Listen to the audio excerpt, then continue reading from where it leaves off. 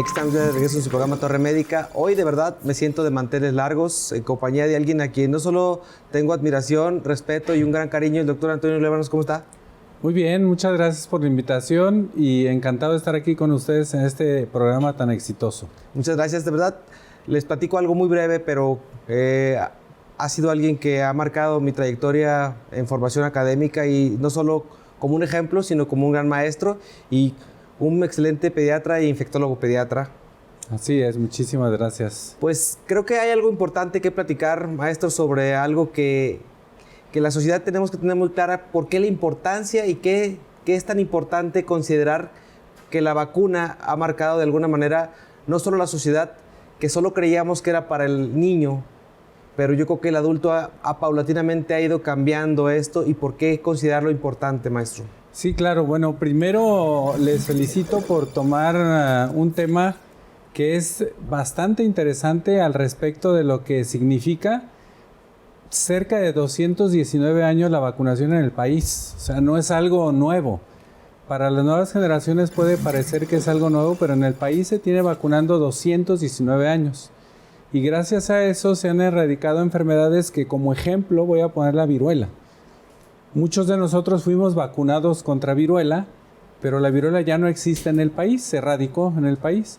Y esto es justamente gracias a esas acciones que tienen que ver con la vacunación. No con la vacuna, doctor Julio, con la vacunación. Porque podemos tener vacunas muy buenas, excelentes, las mejores del mundo, pero si no se aplica a la persona que se debe de aplicar, obviamente de nada va a servir. Y de ahí la importancia de hablar, porque la vacunación al inicio estábamos probablemente acostumbrados que era un tema de vacunar a los niños.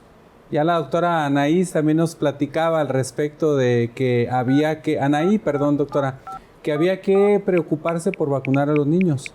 Pero la verdad es que ahora hay vacunas para todos los grupos de edades. Y una parte importante es comprender por qué me debo de vacunar yo, de acuerdo a la edad que tengo, o si tengo alguna condición de alguna enfermedad que me haga más susceptible. Tomando, por ejemplo, lo que usted es experto en enfermedades del riñón, para el paciente que tiene insuficiencia renal o que tiene algún problema tipo nefrótico, es muy importante que esté adecuadamente vacunado. Y de ahí podemos tomar ejemplos de las 20 enfermedades más frecuentes en el país.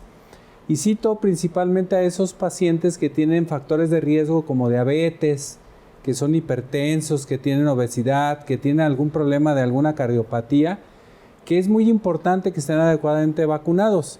Y en especial a esos pacientes que por temporada, como ahora que estamos por entrar a temporada de invierno, pues tengan definitivamente un esquema de vacunación muy bien establecido, muy bien cubierto para evitar tener una enfermedad que se puede prevenir.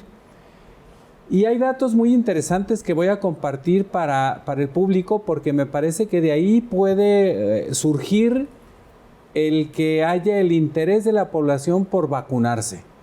Porque hemos visto, y de acuerdo a algunas cifras que la propia Secretaría de Salud da, ha disminuido un poco la vacunación en ciertos grupos de edad.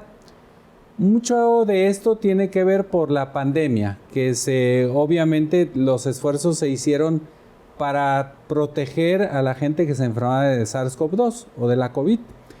Pero eso hizo que se olvidara durante casi 2 años el vacunarse, no solo a los niños, sino también a los adultos. Y ahí hay mucho rezago en relación a los esquemas de vacunación. Y obviamente incluso incluye al personal de salud. Es decir, yo soy médico pediatra y ¿a qué tanto estoy vacunado? ¿A qué tanto estoy expuesto? Desde ahí tenemos que hacer la reflexión conmigo y con mis pacientes. Y ahora que viene la temporada del frío, pues estamos expuestos a enfermedades de vías respiratorias. Y voy a poner un ejemplo. En el país, el año pasado, se murieron cerca de 900,000 personas. Números menos, números más, o personas menos, personas más. Y las enfermedades respiratorias ocuparon, dentro de los 10 primeros lugares, la 9ª causa de muerte por influenza y neumonía en hombres. ¿Pero qué creen? La 6ª o 7ª en mujeres por influenza y neumonía. Y entonces ahí es donde empieza uno a reflexionar, bueno, ¿y qué puedo hacer yo para no morirme de influenza o de neumonía? Y ahí es donde empieza a jugar un papel muy importante el vacunarme para prevenir el tener estas enfermedades. Y actualmente tenemos vacunas para prevenir influenza, que es una vacuna que se dice que es de temporada. Hay una vacuna que previene contra enfermedades por neumococo, que se aplica principalmente en los niños, pero que ahora juega un papel muy importante en las personas que tienen más de 65 años de edad. Y en las personas que tienen algún factor de riesgo, como diabetes, hipertensión, como ya lo comenté, sobrepeso, obesidad, o enfermedades que uno mismo se puede producir por fumar o por tomar, el alcoholismo, el tabaquismo, y eso es importantísimo, porque mucha gente no lo considera de riesgo, lo considera como un hábito natural. Y por otra parte, no podemos olvidarnos que estamos ya acostumbrados a estar viviendo con el coronavirus, o con el COVID, o con la COVID, que si bien es cierto es una enfermedad que tiene apenas 3 años, salvo alguna otra opinión, el COVID ha venido a cambiar muchas cuestiones en cuestión de salud. Desde cómo se presentan las enfermedades, desde cómo afectan por largo tiempo, y bueno, el tener vacunas disponibles para evitar enfermarnos o ponernos graves de esa enfermedad, marca la pauta de lo que tenemos que hacer. Haciendo un resumen, la vacunación todo el tiempo ha sido muy importante. Salva entre 3,5 o 4,5 millones de vidas al año. Fíjense, nosotros nos asombramos porque en el mundo fallecieron cerca de 7,5 millones de personas por COVID, bueno, registradas. 7,5 en los 2 años de pandemia. En cambio, la vacunación y las vacunas existentes salvan 3,5 o hasta 5 millones de vidas al año. Imagínense qué bondad es eso. Son muertes que se pueden evitar. Y aparte de las muertes, la ventaja que le da a la persona que está vacunada, el no enfermarse, el no ponerse grave y todos los años vida que le ganamos estando vacunados. Que eso es algo que a veces como pacientes no lo valoramos. Es decir, yo me vacuno y si me vacuno contra influenza cada año, pues le estoy ganando vida a mi vida, porque seguramente voy a evitar tener una enfermedad grave por influenza, o por COVID, o por neumococo. Esa es la importancia de la vacunación en general. Y todavía más, les voy a compartir un dato que se sabe, pero que muy pocas veces lo explotamos los médicos para hacer conciencia de lo importante que es vacunarse. En el modelo matemático que hay de los millones de vacunas, de dosis de vacuna que se aplicaron contra coronavirus, aún a pesar de que había escepticismo con algunas vacunas, los modelos matemáticos dicen que en algunos países se salvaron entre 19 y 30 millones de personas que pudieron haber fallecido si no se hubieran vacunado. Y entonces yo les pregunto a la teleaudiencia, les digo, ¿perdió algún familiar porque no se vacunó? ¿O porque sí se vacunó o no tuvo su esquema completo? ¿O tenía otra enfermedad que no advirtió que se pudiera haber prevenido por vacunación? Esas partes son las que yo creo que nos tienen que hacer reflexionar que las vacunas salvan vidas, que son seguras y que hay vacunas para todos los grupos de edades. No hay quien se salve de una vacuna. Eso debería de ser, ¿sí? Y un dato final que daré solamente como una nota para que los televidentes sepan lo importante. Durante los 219 años que tiene la vacunación en el país, solamente una vez hubo un decreto presidencial de que era obligado vacunarse, pero era obligado y era casa por casa y contra registro. ¿Y saben contra qué enfermedad fue?